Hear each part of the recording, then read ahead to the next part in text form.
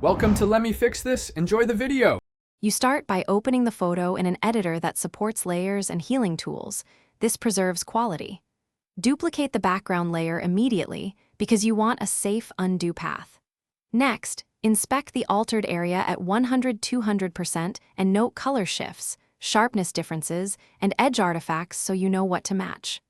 Once done, set up a sampling source for cloning or healing, and select a soft brush at 50–70% opacity to begin subtle corrections.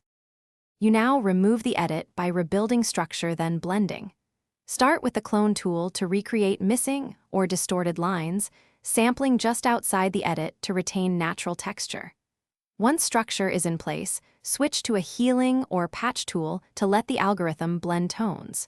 Make sure to match brush hardness and opacity to nearby detail, and then use a layer mask with curves or hue/saturation to correct local color and luminance so patched areas integrate seamlessly. You finish by creating a merged copy on top and adding a tiny amount of film grain or noise to match the surrounding image. This hides oversmooth repairs. Then toggle your master and merged layers to compare before exporting as PNG or TIFF. Make sure to save the layered source file too.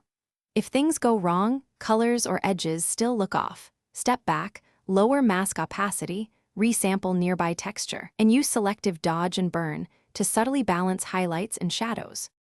Thanks for watching. If you found this helpful, don't forget to like and subscribe.